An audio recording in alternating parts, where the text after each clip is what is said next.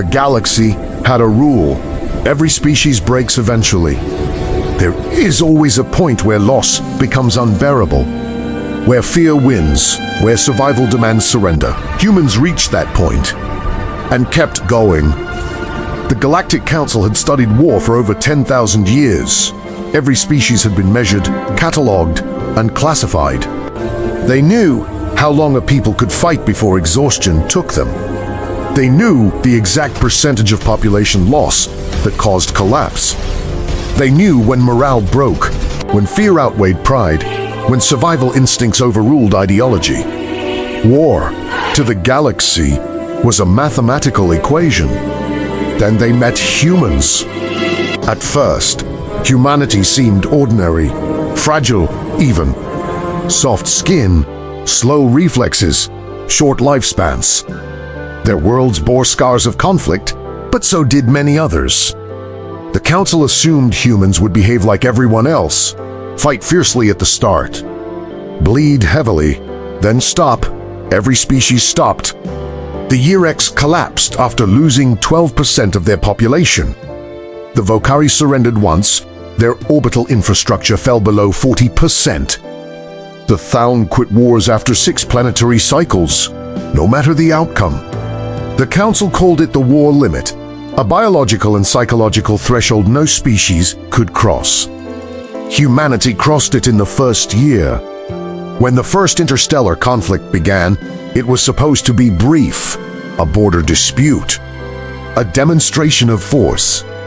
The alien coalition expected Earth to negotiate once casualties reached projected limits. Instead, humans adapted. When orbital defenses failed, humans buried their cities. When fleets were destroyed, they built smaller ships faster. When supply lines were cut, they rationed without complaint.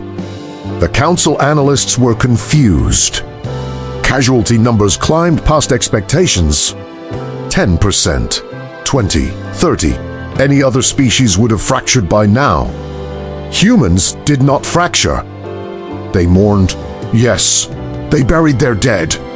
They named streets after them, named ships after them, named children after them, and then they returned to the battlefield.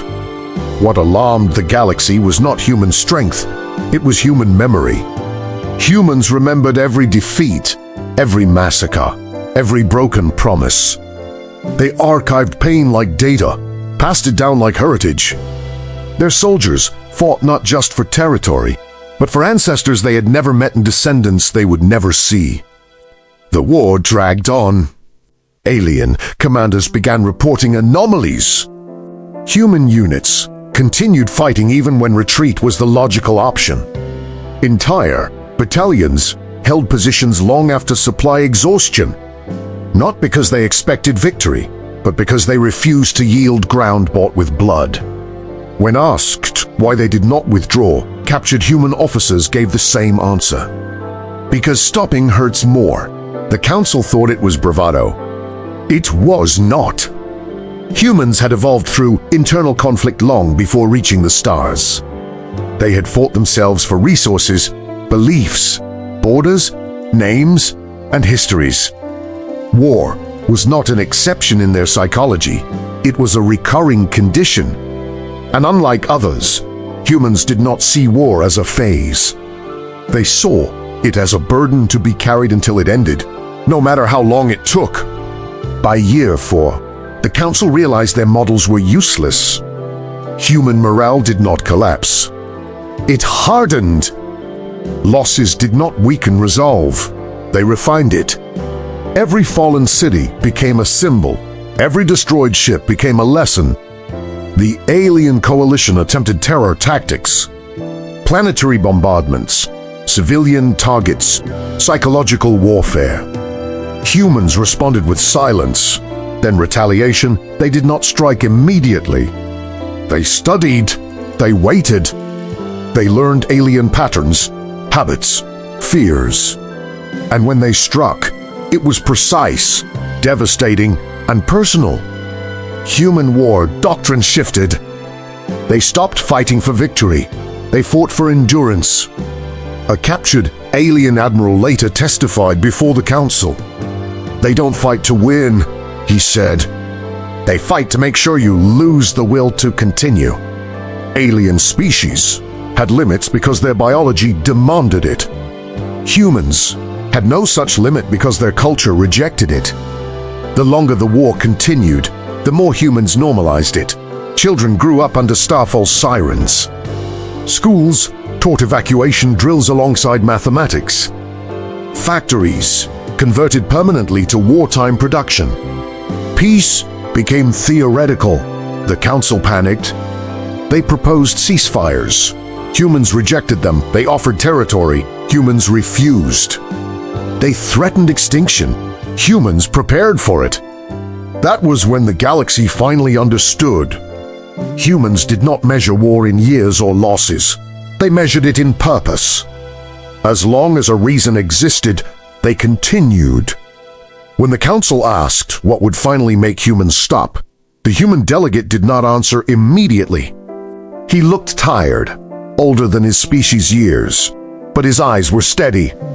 "We stop," he said, "when the threat is gone, completely." The council argued that such thinking was irrational. No war ended with total certainty. The humans smiled. "On Earth," he said, "we learned the cost of leaving things unfinished. By year 7, it collapsed. By year 8, governments fell. By year 9, entire species begged for peace. Humans finally agreed. Not because they were exhausted, but because they had achieved deterrence. The treaty was signed, borders redrawn, reparations paid. The galaxy breathed again. Later, council historians updated the war archives. They added a new classification to war limit, undefined. Humanity was placed outside the model. To this day, alien academies teach a single rule to future commanders. Never assume humans will stop. Never assume time is on your side. Never assume suffering will break them. Because where other species reach their limit, humans simply adjust. And if forced to choose between ending a war quickly or enduring it forever, humanity will choose endurance. Not because they love war, but because they refuse to lose what they believe must be protected. That is why the galaxy fears humans, not for their weapons, not for their numbers, but because once humanity commits to war, there is no limit to how long they are willing to carry it.